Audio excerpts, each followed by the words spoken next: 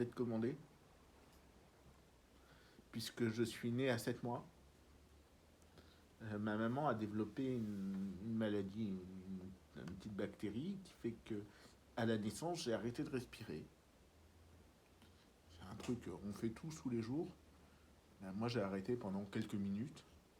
Et ça a chauffé très fort les cellules motrices de mon cerveau. Je vous explique pas comme aux collégiens qu'en fait, si vous voulez bouger vos jambes, il faut le demander à votre cerveau. Si vous voulez bouger vos bras, il faut le demander à votre cerveau. Et ben, moi, c'est exactement ça qui s'est passé. C'est-à-dire que l'information entre mes jambes et mon cerveau ne passe plus correctement. Je ne sais pas si vous avez déjà regardé des chaînes de télé cryptées,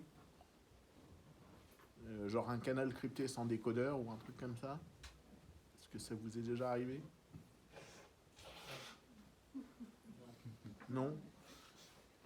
Bon, vous vous souvenez d'Internet avec des vieux modems de 56K tout pourris? Non plus. Non, ils n'étaient pas nés. Ils étaient pas nés non plus? Non. Bon, d'accord.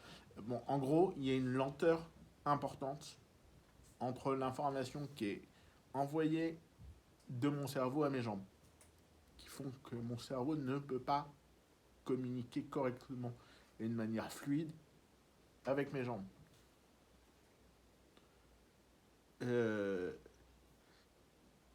Et moi, par chance, vraiment par chance, c'est entre guillemets que ma partie motrice qui a été touchée.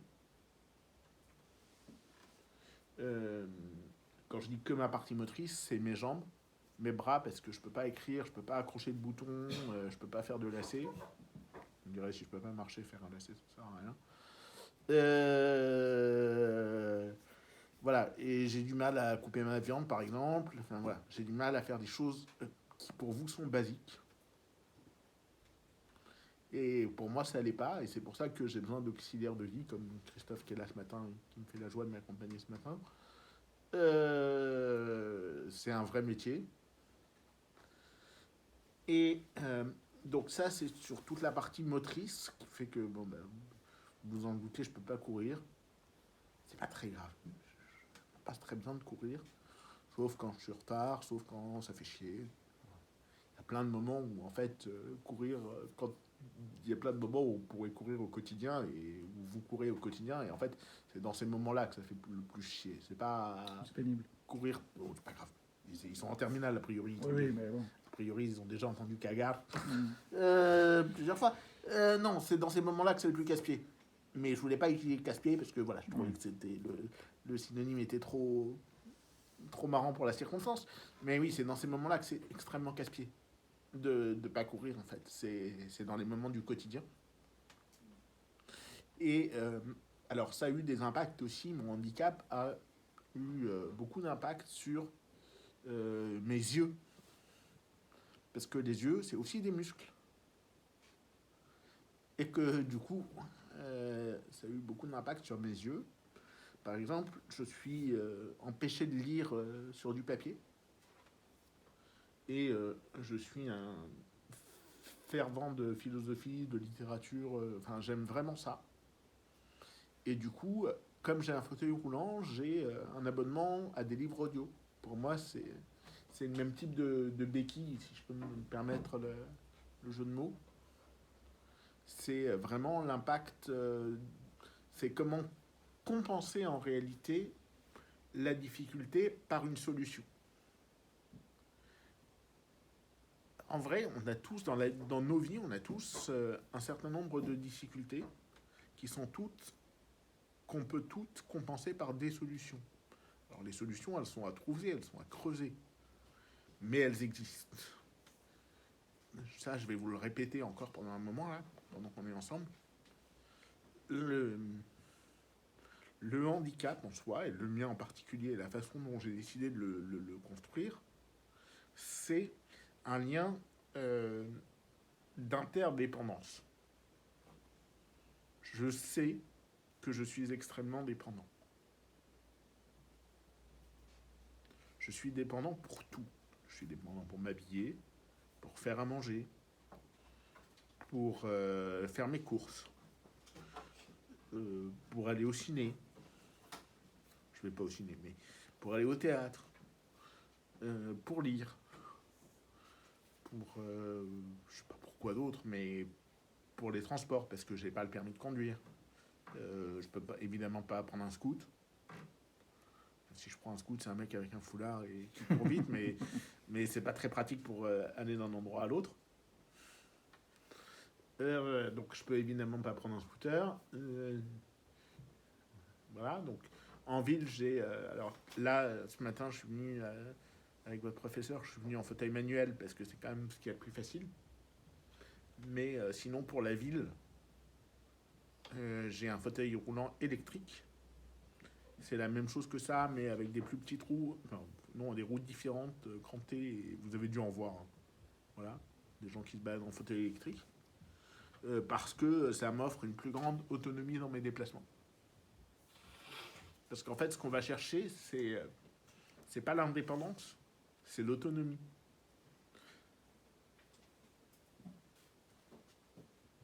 Et ce qu'il faut... Donc en fait, moi, je sais que je suis dépendant. Je suis dépendant pour tous les gestes du quotidien.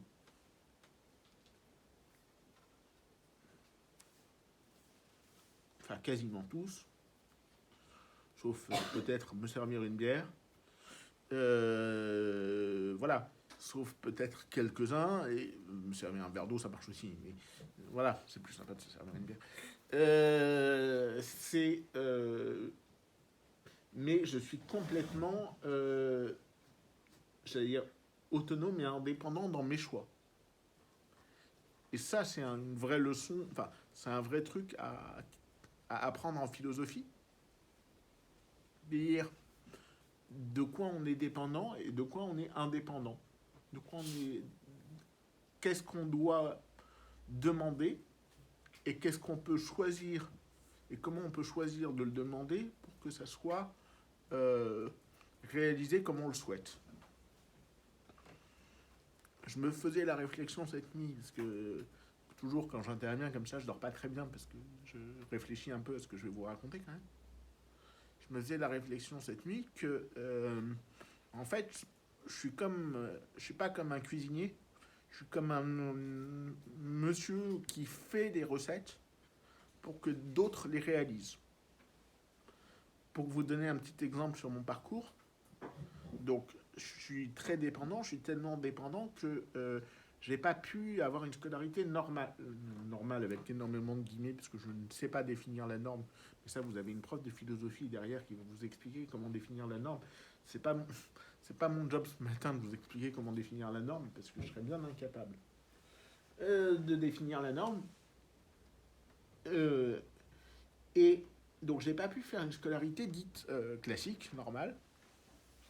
Donc j'ai bac moins 5 plus 2. Parce que j'ai eu la joie, grâce à Christophe entre autres, que je remercie, de faire un diplôme universitaire qui s'appelle un diplôme d'éducation thérapeutique du patient pour pouvoir enseigner aujourd'hui à des médecins et à des patients sur comment prendre en main et en compte leur maladie ou pathologie, c'est la même chose, quelque chose presque la même chose, leur maladie ou pathologie, et comment leur permettre de s'intégrer avec cette maladie ou pathologie dans leur vie quotidienne, et comment est-ce que eux peuvent parler aux médecins, et comment est-ce que les médecins peuvent leur parler. Et donc ça, c'est vraiment génial, parce que ce diplôme, qui, je dois vous le dire, au départ, on m'a dit, bah non, ça marchera pas. Je me suis dit, mais pourquoi ça marchera pas? Et vous avez pas vu votre cursus? J'ai vu mon cursus, mais vous savez, du coup, vous savez pas lire la fiche des prérequis pour rentrer dans le diplôme. Effectivement, excusez-moi, je n'avais pas bien vu. Il y a une petite ligne, c'est marqué bac plus 2. J'ai regardé, j'ai bac moins 5. Du coup, ça marche pas, bac plus 2 et bac moins 5. Mais en fait, en forçant une porte qui m'était fermée, j'ai ouvert la porte et j'ai obtenu mon diplôme. Tout ça pour vous dire qu'en fait, toutes les portes qui vous sont fermées, elles vous sont que temporairement fermées. Vous allez vous tomber devant un certain nombre de portes fermées dans votre vie. Et c'est normal, c'est le jeu. C'est pas grave. Regardez, si jamais la porte est fermée, vous ne regardez pas la porte. Vous regardez la première fenêtre et vous regardez la hauteur de la fenêtre. Et vous trouvez le caillou qui va faire que la fenêtre va se pousser. C'est pas obligé de péter le carreau, ça va être casse-pied à remplacer. Et vous trouvez le caillou qui va faire que la fenêtre va s'ouvrir. Et dans ma vie, en réalité, ça a été toujours que ça. Ça a été toujours que des fenêtres ouvertes sur le monde. Pareil, au moment où j'avais 16 ans et une maladie des yeux importante, non diagnostiquée par l'école spécialisée dans laquelle j'étais, on m'a littéralement viré de l'école. Il n'y a pas d'autre mot. Je ne peux pas en trouver d'autres. Et donc, comme on m'a viré de l'école, il a bien fallu que j'ai eu la chance de tomber à ce moment-là sur une opportunité associative qui a été de venir faire de la sensibilisation, du témoignage, un peu comme ce qu'on fait là, sauf qu'à l'époque, dans ce cadre-là, on avait d'autres contextes et d'autres moyens. Vous pouvez faire des parcours en fauteuil dans la cour, des parcours à la canne dans la cour, et voilà, des choses comme ça. Aujourd'hui, moi, je fais plus ça, et donc j'ai plus cette infrastructure-là. Mais on vous faisait... Et en fait, de rencontrer des gens qui avaient d'autres capacités que les miennes, d'autres parcours que les miens, m'ont permis d'ouvrir des portes. Et en fait, dans la vie, je crois que ce que j'ai envie de vous dire, je vous l'ai déjà dit tout à l'heure, mais je vais vous le répéter, la première des choses à faire, c'est de vous faire confiance. Vous êtes capable. Vous êtes en capacité de décider. Vous êtes en capacité d'agir. C'est, je crois, le moteur. Est-ce qu'on prend une première salle de questions, puisque j'ai un peu beaucoup parlé? Je me rends pas compte du temps qui nous reste, du temps qu'on a. Il nous reste un peu plus d'une demi-heure. Ok, parfait.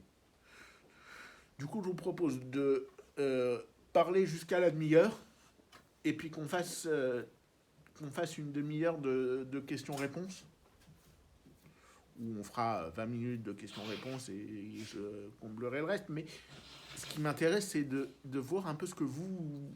Voilà. Comment vous sentez le truc. Et là, je vous ai beaucoup parlé de moi, mais il y a aussi beaucoup de personnes en situation de handicap qui sont soit moteurs, soit du handicap mental plus lourd, qu'on voit moins souvent que moi, qui sont moins à l'aise, qui vivent souvent dans des institutions avec des murs un peu plus gros, un peu plus épais, qu'on voit moins souvent, et qui ont aussi besoin qu'on aille les voir, qu'on aille vers eux, parce qu'ils ont un parcours de vie qui est aussi exceptionnel. Moi, je me souviens d'avoir, pendant un moment donné de ma vie, récent, non, maintenant, c'est moins récent, ça fait 6 ou 7 ans, c'est moins récent, je vivais en institution, avant d'habiter chez moi, là. Pour des circonstances familiales, je vivais en institution avant d'habiter chez moi, et tout ça. Et en fait, j'ai vu des gens qui étaient soi-disant renfermés et qu'on voyait peu, qui sortaient peu. Enfin, et en fait, techniquement, ils sortaient peu. Sauf que les gars, j'en connais qui sont fans de foot, mais fans de foot. Moi, je connais rien au foot et je suis pas ardos de foot. Sauf que les gars, quand tu discutes avec eux, ils connaissaient les transferts sur le bout des doigts, les résultats des derniers matchs sur le bout des doigts. Non, mais t'es pas sorti de ta chambre et de la salle à manger du foyer depuis 18 mois. Ce serait peut-être bien d'ailleurs que tu ailles respirer un peu l'air dehors, parce que ça sent pas super frais chez toi, mais mais voilà, c'est des gens qui ont un parcours de vie qu'on voit pas, qui sont invisibilisés par la société. Et je jette pas du tout la pierre à la société, parce qu'en fait, moi aussi, je connais bien ce milieu, mais il y a... Alors, eux, je fais attention et j'ai des codes, mais il y a un tas d'autres gens que je suis capable d'invisibiliser. Pas parce que je suis un méchant gars. Enfin, je suis peut-être un méchant gars par ailleurs, mais pas parce que je suis un méchant gars, mais juste parce que j'ai pas les codes de communication pour leur parler. Parce que moi, un SDF qui a bu un coup de trop dans une gare et qui est allongé par terre, il a besoin de mon aide. Pour être clair, il a besoin de mon aide. Mais je sais pas aller lui parler. Est-ce que ça fait de moi une mauvaise personne? Peut-être. Ben pour vous, ça peut être pareil par rapport au handicap. C'est pas grave. Il faut juste se dire que le jour où ça se présente et le jour où vous en avez l'opportunité, allez discuter avec des gens un peu différents de vous. Alors vous choisissez, vous ne pouvez pas aller discuter avec tout le monde. Vous choisissez ceux avec lesquels vous êtes le plus à l'aise et le plus confortable. Hein. Et allez discuter avec des gens un peu différents. Vous allez voir tout ce qu'ils ont à nous apprendre. Vraiment. Et collectivement, en fait. Des migrants, par exemple. Moi, les migrants, c'est une population qui me fascine. Parce que un parcours de migration, ça coûte cher.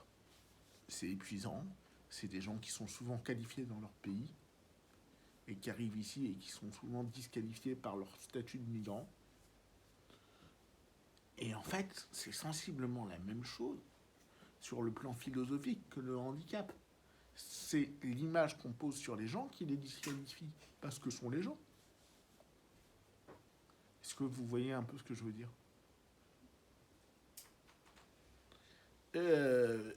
Et c'est la construction qu'on en a. Dans mon parcours de personnes lourdement handicapées, et lourdement handicapées, il n'y a pas de jeu de mots avec lourde dedans. Hein. Pourrait, mais il n'y en a pas. Et sinon, ce ne serait pas de jeu de mots, ce serait d'abord des jeux d'eau. Voilà. Donc, dans mon parcours de personnes lourdement handicapées, je me suis fait plusieurs fois invisibiliser par la société. Alors, moi, ça va parce que j'ai une grande gueule, typiquement. Mais il y en a tellement qui se sont fait invisibiliser par la société. Et moi-même, je me rends compte de combien j'invisibilise de gens. C'est dingue. Et donc, ce que j'ai envie de vous dire, c'est faites-vous confiance, allez pas beaucoup au-delà de vos limites, essayez de les repousser chaque jour. Je crois que pour finir mon propos et vous laisser poser une première salle de questions et après je vais répondre. Voilà. Bon, voilà. C'est aller tous les jours un peu au-delà de vos limites. Il ne s'agit pas de toutes les casser parce que vous n'allez pas y arriver, moi non plus. Personne n'a réussi à casser ses limites au bout des premières, du premier coup et voilà. Mais allez tous les jours un peu au-delà pour mieux les connaître. Et le handicap me permet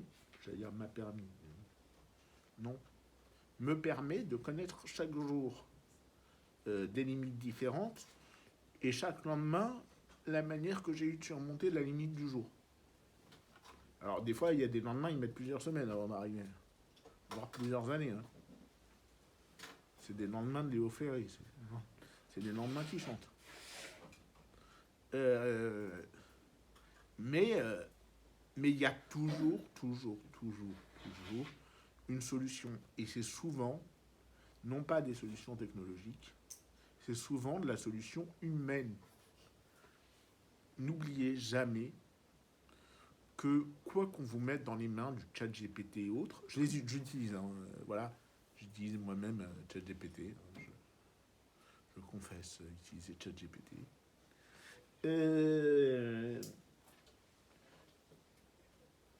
Quoi qu'on vous mette dans les mains, et j'utilise des assistants vocaux, les deux plus gros assistants vocaux du marché, mais quoi qu'on vous mette dans les mains, ce qui est le plus important, c'est l'humain, la relation humaine à l'autre. la relation gratuite à l'autre. Est-ce que... J'ai un peu beaucoup parlé là. Est-ce que vous avez une salle de questions? Qu'est-ce qu'on a comme temps, Ingrid? 25 minutes encore. Est-ce que vous avez une première salle de questions et comme ça vous m'auto-alimentez? C'est la première qui est toujours dure à venir. Vas-y, ton prénom? Louison. Louise. Je voulais vous demander si, peut-être quand vous étiez enfant ou encore aujourd'hui, vous avez déjà subi des discriminations. Super bonne question, merci Louison, vraiment. Alors, oui. Oui, j'allais dire quasi tous les jours. Mais il faut voir ce qu'on a. Enfin, il faut voir ce qu'on met derrière discrimination. Est-ce que discrimination, c'est ne pas pouvoir prendre le train dans toutes les gares, ne pas pouvoir prendre le métro dans les villes où il y a un métro, et ne pas pouvoir aller dans tous les cinés parce qu'il n'y a pas forcément d'ascenseur au ciné?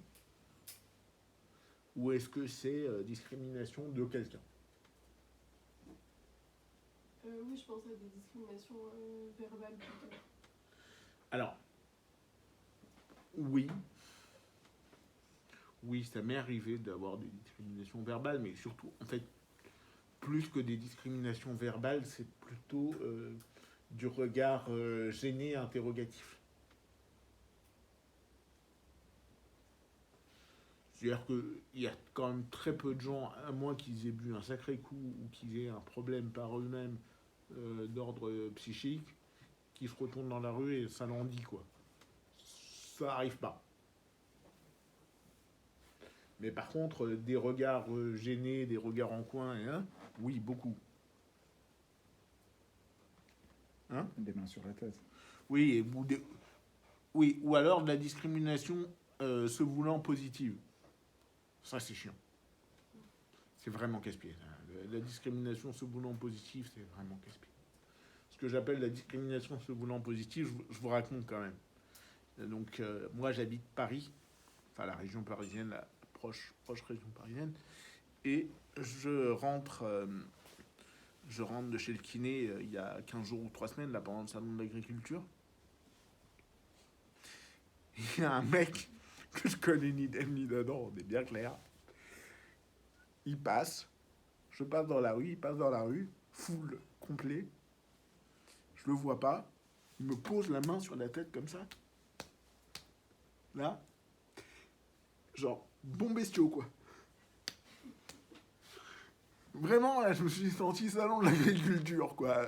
Je me suis dit, il a trop tâté d'arrière de vache. C'est pas possible, il m'a tâté, moi, comme l'arrière de la vache qu'il avait tâté il y a 2 heures.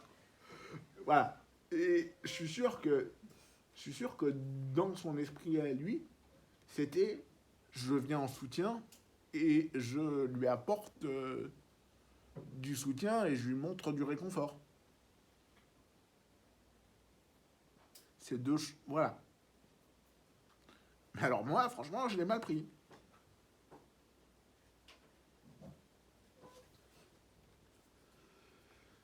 Est-ce qu'on a une autre question?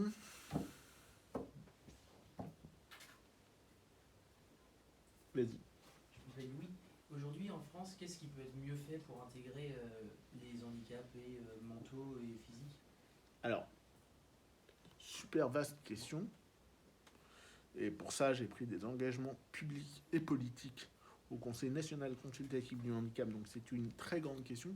Ce qui peut être mieux fait, à mon avis. Alors, déjà, il faut vraiment séparer le handicap mental du handicap physique. Parce que, malgré que tout s'appelle handicap, en fait, les besoins ne sont pas les mêmes. Et qu'on peut pas tout appeler... Enfin, on peut tout appeler handicap, mais il faut vraiment séparer les choses. Puisqu'en fait, il faut parler de besoins de la personne. Et le handicap se compense en fonction... Enfin, le handicap s'améliore en fonction de ce qu'on met comme moyen de compensation. Ce qui peut être mieux fait d'abord, c'est un meilleur accueil humain. C'est ce que je vous disais tout à l'heure, c'est le principal, c'est l'humain. C'est comment est-ce qu'on met des choses en place pour de l'humain. Et ce qui peut être mieux fait ensuite, c'est, à mon sens, euh, d'en voir plus, en fait, des personnes en situation de handicap. Pour le handicap mental, en ce moment, je soutiens, par exemple, une initiative, c'est un restaurant, un vrai resto, pas une cafette, pas un café, où sont au service et en cuisine des personnes en situation de handicap mental lourd. Et ben c'est génial. Les gars viennent, prennent la commande, envoient la commande en cuisine. Bon, des fois, tu as droit à une petite blague, tu as droit à un petit truc. Tu sais pas toujours. Je vous ai croisé à tel endroit. Peu de chance. Très très peu de chance. Mais à côté de ça, le serveur ou le cuistot, ben, il est content quand tu lui dis que son plat est bien fait, quand tu reconnais son boulot, quand tu lui dis, et il est content de te dire, dans un autre cadre, que son travail, j'ai un vrai contrat de travail, j'ai un CDI. Voilà, ça c'est génial. Pour moi, il faut soutenir ces initiatives d'inclusion et d'inclusion au maximum des personnes en situation de handicap mental. Pour le handicap moteur, le problème est un peu différent parce qu'il y a le problème de cadre bâti, mais il faut soutenir l'inclusion dans le quotidien.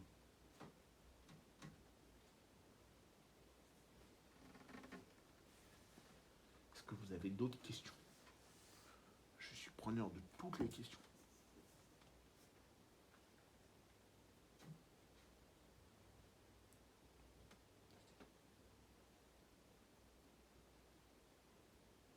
Vas-y, pardon. Je m'appelle Stanislas. Est-ce que vous faites du handisport? Alors, moi, à titre perso, non, pas du tout. Mon sport préféré, c'est le guide Michelin. Enfin, maintenant, on appellerait ça Google La Vie Resto. C'est mon sport préféré, à titre perso. Mais c'est génial le sport et c'est génial pour ceux qui en font. Et c'est génial de voir des gens s'engager autant dans du sport et s'investir autant pour le sport.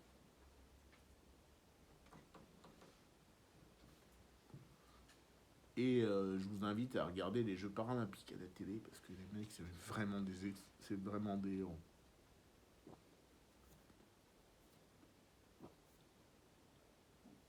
Enfin, quand je dis les mecs, c'est les sportifs en général, les sportifs en général.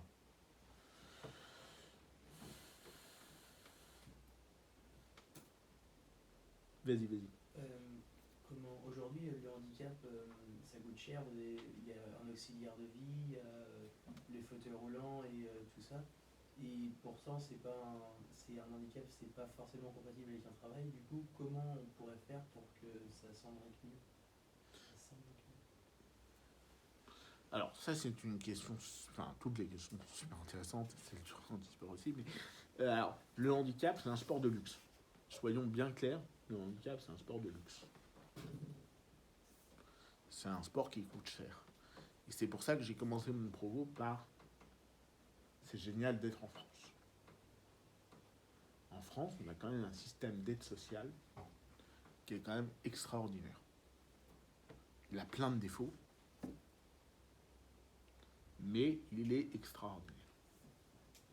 Par exemple, moi, toutes mes séances de kiné sont remboursées à 100% par la Sécu. Le salaire de Christophe, qui est là aujourd'hui, est pris en charge à 100% par le département dans lequel j'habite.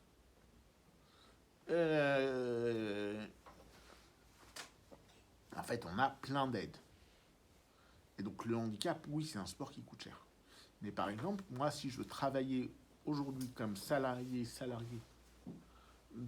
d'entreprise, je perdrais, oui, ça se dit en français, oui, je perdrais une partie de mes aides. Et donc, la société est ainsi faite, enfin le système est ainsi fait, la société est le même nom, mais le système est ainsi fait, qu'en fait, je ne peux pas travailler en tant que salarié. Je peux travailler un peu en freelance, mais je ne peux pas travailler en tant que salarié.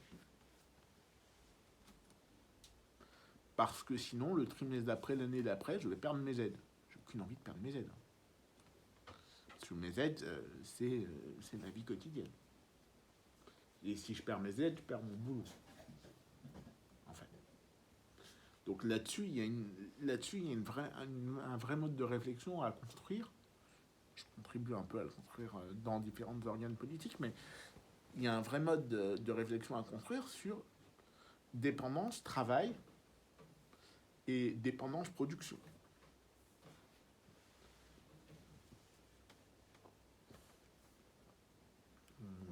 Voilà, je n'ai pas vraiment répondu à ta question, mais...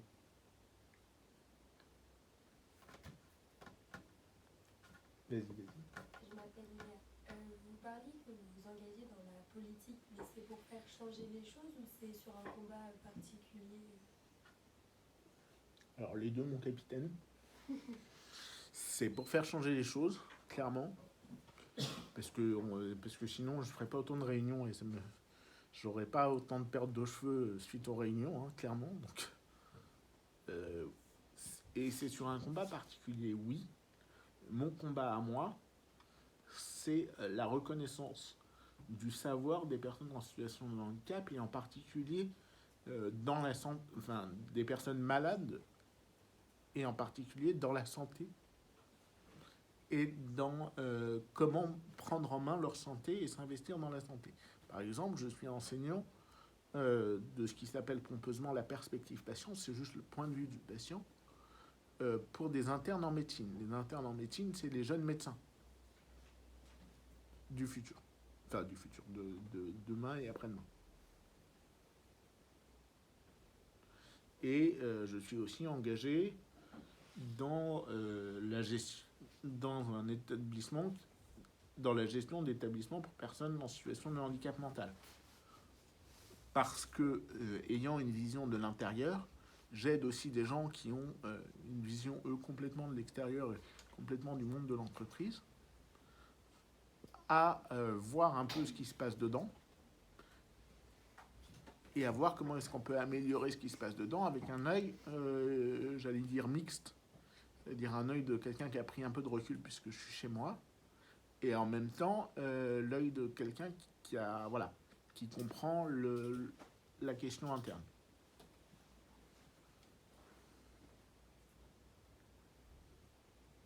Est-ce que ça te paraît bien comme réponse, Christophe? Oui. En fait, pour répondre à ta question, l'engagement politique, en fait, il est collectif. On est toutes et tous impliqués par le handicap. En fait, c'est pas. Sinon, c'est comme le racisme qui serait seulement sur les personnes concernées par le racisme et tout ça. On l'est tous et tout ça. Ou les questions d'égalité de genre, femmes-hommes, tout ça. L'égalité salariale et tout ça. C'est pas seulement sur les femmes que doit reposer de trouver des solutions et tout ça. C'est collectivement et tout ça. Donc l'engagement politique de Guillaume Benhamou, c'est oui pour un combat particulier parce qu'il y a une thématique spécifique là, au vu du parcours et tout ça. Tout comme une spécialisation, enfin, après vos études, ou même là, actuellement... vous êtes en classe de philo plus, quoi? Ouais, si vous avez choisi humanité, ça veut dire c'est assez vaste pour être très large, et en même temps, ça dit quand même quelque chose de transversal et d'individuel chez chacune et chacun d'entre vous, quoi. Et vous allez en faire ce que vous souhaitez, dans ça, ça va être génial. Mais de fait... ça ne peut pas reposer seulement sur des postures individuelles. Et tout ça. En fait, la question de la politique qui nous concerne tous est aussi du fait politique qui, là, est incarné par des personnes qui ont l'autorité politique pour faire avancer les choses et à qui il faut venir dire ce qui se passe et à base d'exemples individuels, là, pour le coup, et tout ça. Mais qui sont nombreux. Les personnes reconnues en situation de handicap en France, c'est 1 sur 5, 1 sur 6 actuellement. Et les personnes qui sont aidants autour, qui s'occupent de... Non, pas les dents, les dents brillent, oui, oui, par son absence parfois.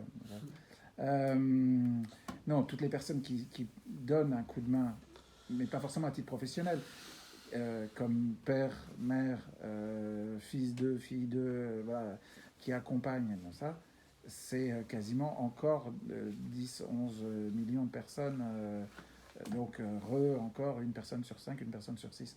Donc, de fait, il y a une personne sur 3 en France qui est soit directement, soit indirectement concernée dans son quotidien par une situation de handicap. Et les 2 tiers qui restent, soit s'en foutent complètement, et c'est un scandale, parce qu'elles considèrent que c'est loin, et de fait, qu'est-ce que ça veut dire si on ne prend pas en compte un sujet parce qu'il est loin géographiquement de soi-même et tout ça.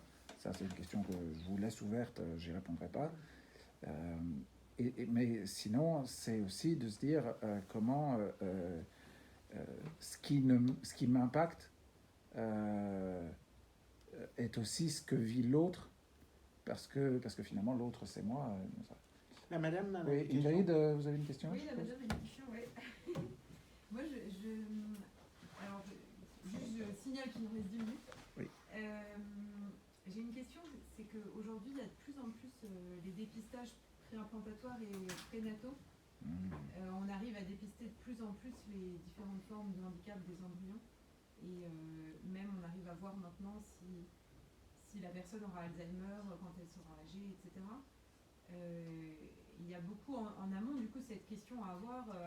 Un enfant, on sait qu'il aura un handicap, une personne, on sait qu'elle aura un handicap.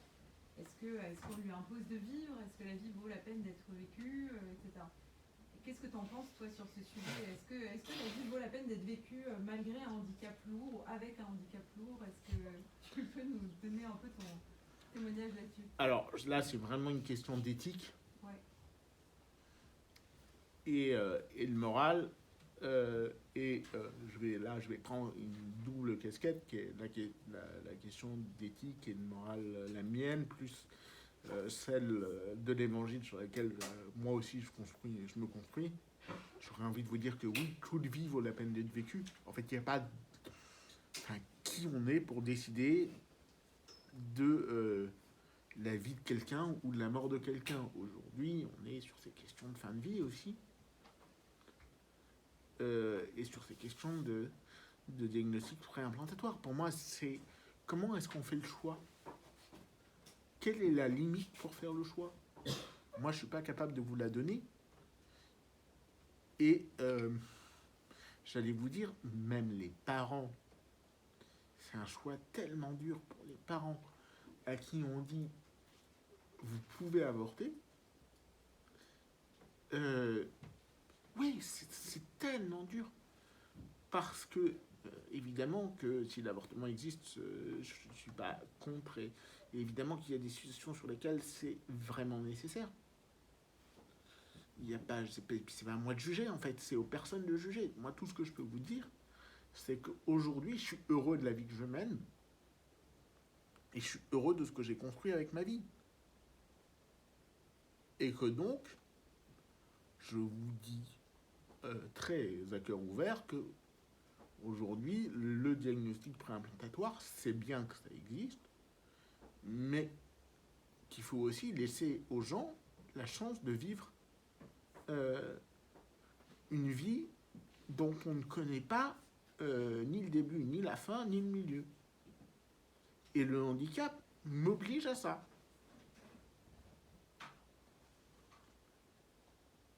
Tu ne connaîtras ni le jour ni l'heure. Et ni ce que t'en feras au milieu. Et bien le handicap, ça t'oblige à ça. C'est une contrainte. Mais en même temps, vous aussi.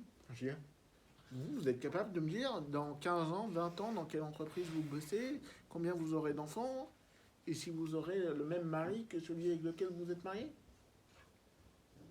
Il y a une Madame Irma dans la salle, un Monsieur Irma dans la salle? Non. Bon. Ben, du coup, on est tous logés à la même enseigne. Je crois que la vie, c'est un jeu à jouer chaque jour. Avec plus ou moins d'embûches, mais c'est un jeu à jouer chaque jour. Est-ce que j'ai répondu à votre question, madame? Oui, merci. Très bien.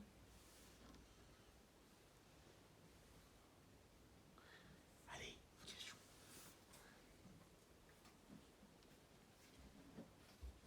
Si, il y avait une question qui t'avait été posée. Qui avait fait? C'était vous, je crois. Qui avait posé une question sur quel avait été le moment le plus dur dans votre enfance ou un truc comme ça? Non, c'était pas vous qui l'avez posé? Peu importe qui l'a posé. Ça vous dit quelque chose ou pas? Quelqu'un l'avait posé sur un papier pour que je lui donne.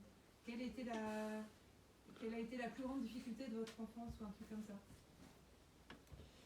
Peu importe qui l'a posé, je vais répondre. Oui. Puis comme ça, on aura la réponse. Alors, je vais vous livrer deux choses. La plus grande difficulté de mon enfance et la difficulté la plus récente.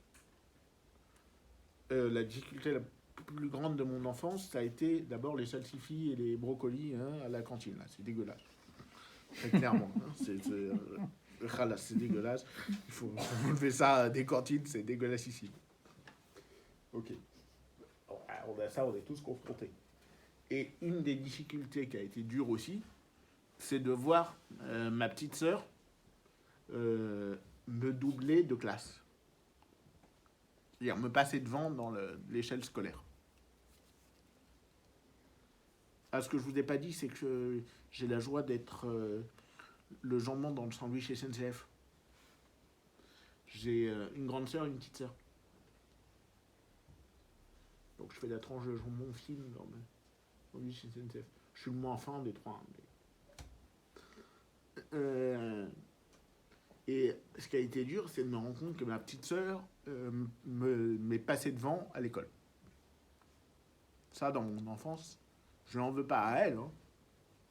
J'en veux... Enfin, voilà. C'était très dur pour moi de se dire, mais elle est plus petite que moi de 5 ans et elle me double. Voilà. Parce que quand on est jeune, les classes, l'école, tout ça, c'est important. Donc ça, c'était la difficulté quand j'étais jeune. Et la difficulté la plus récente que j'ai vécue ce week-end, pour ne rien vous cacher, comme ça je vous la livre en live, c'est que ma grand-mère est très âgée. Ça, jusque-là, voilà, ça arrive que mes grands-parents soient très âgés. Et elle n'est plus capable de descendre de chez elle. Et moi, je ne suis pas capable de monter chez elle.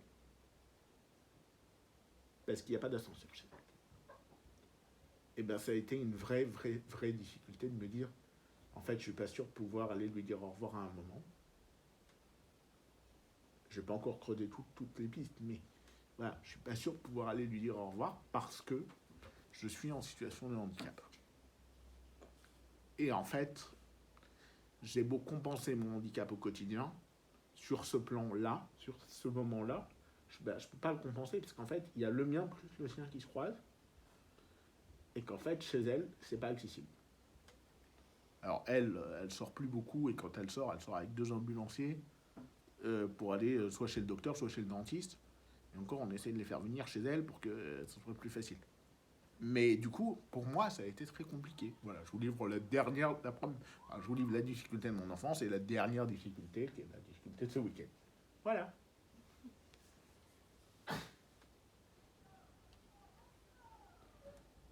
Est-ce que vous avez une dernière question pendant la sonnerie?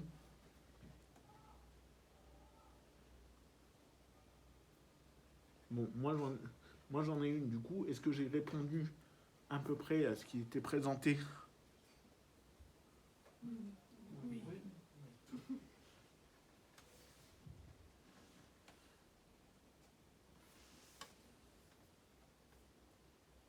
Merci. Merci alors. Merci pour votre écoute.